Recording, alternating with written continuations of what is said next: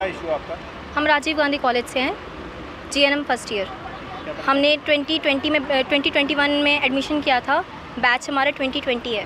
Then हमने admission लिया तो हमें कॉलेज वालों ने बोला था कि प्राइवेट मतलब कि आपका हो गया, हम ले सकते हैं अपने बिहाफ पे।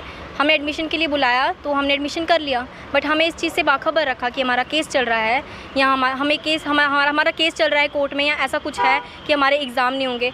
हमें जो है 1 साल तक बेखबर रखा इन्होंने इस चीज़ से। हम कॉलेज आते रहे, रेगुलरली क्लासेस देते रहे, बाकायदा हमारी अटेंडेंस हुई है, रजिस्टर मेरे पास पड़ा है, अटेंडेंस हुई है हमारी। हम रेगुलर कॉलेज आते रहे, लेकिन हमसे किसी ने कुछ नहीं कहा इस बारे में कि हमारी जो है रजिस्ट्रेशन नहीं हुई है या हमारा कोई कोर्ट का इशू है या ऐसा कुछ है, नहीं कहा। देन हमारी जो है इंटरनल एग्ज़ाम हुए। इंटरनल एग्ज़ाम के 1 मंथ के बाद जो है हमारी डेट शीट निकली कि हमारे जो है फ़ाइनल एग्ज़ाम्स कंडक्ट किए जाएंगे। देन हमारे फ़ाइनल एग्ज़ाम्स जब कंडक्ट करने की बारी आई, हमें कहा कि हमारे भी एग्ज़ाम होंगे, हाँ पढ़ो। हमें हमारे कॉलेज के सारे स्टाफ ने बोला कि आपके एग्ज़ाम होंगे, झूठ नहीं बोलेंगे हम, सारे स्टाफ ने हमें बाखबर रखा कि हमारे एग्ज़ाम नहीं होंगे। हमें हमारे प्रिंसिपल तक ने ये कहा कि आपके एग्ज़ाम होंगे। हम इसी ख्वाब में थे कि हमारे एग्ज़ाम होंगे, एग्ज़ाम होंगे, एग्ज़ाम होंगे, लेकिन हमें इस चीज़ का बिल्कुल पता नहीं था कि हमारे एग्ज़ाम नहीं होंगे या ऐसा कुछ था।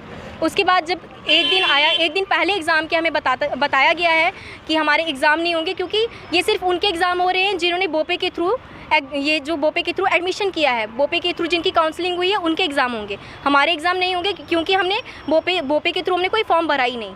देन हमें मैम ने कहा कि आपके मार्च में एग्ज़ाम होंगे। जब मार्च भी पूरा सेशन चला गया, हम रोज़ मैम के पास जाते रहे, मैम बताएं हम क्या करें ना हमें मैम बताते हैं कि हम क्या करें। मैम बोलते बस वेट करो।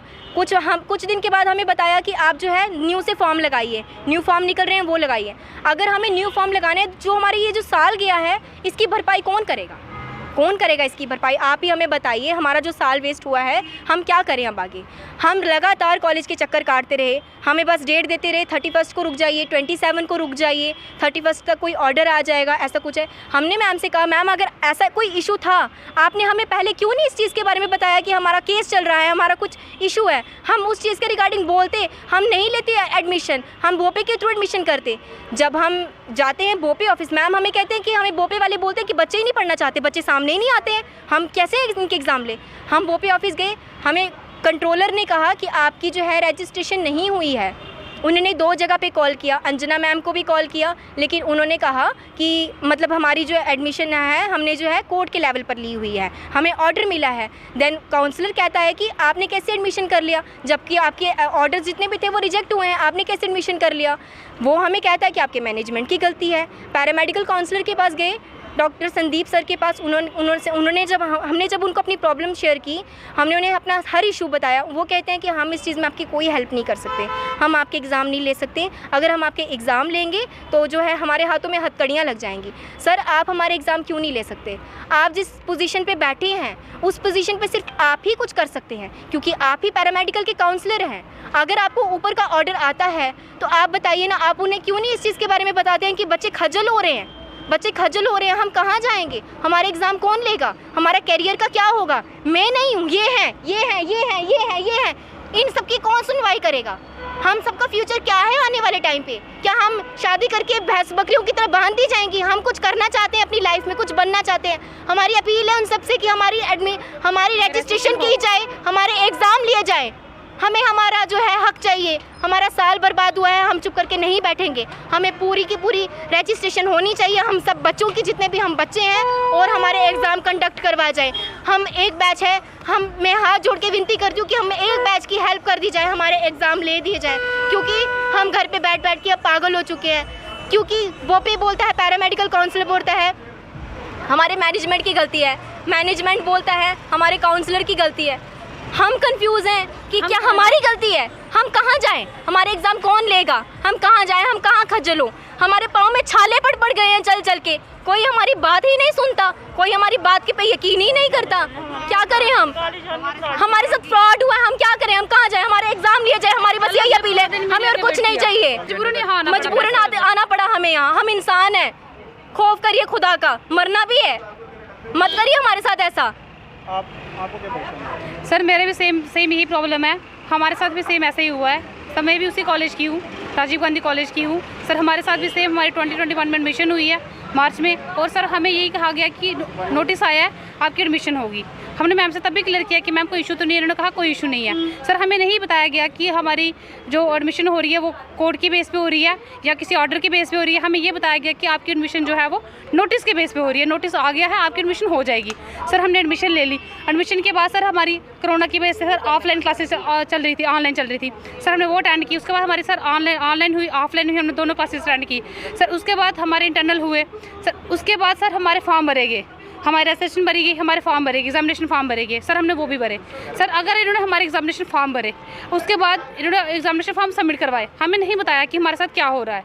सर हम दिन जैसे चलता रहा वैसे हम चलते रहे, क्योंकि हमें ट्रस्ट था कि हमारे साथ जो भी हो रहा है अच्छा हो रहा है। सर हमें नहीं पता था कि हमारे साथ फ्रॉड हो रहा है। सर हमारे साथ ये होगा, कल को हमें ये बोला जाएगा। सर एंड में हमारे डेट शीट आई, डेट शीट के बाद इन्होंने बोला कि हमारे आपके एग्ज़ाम होंगे, बच्चा पढ़िए।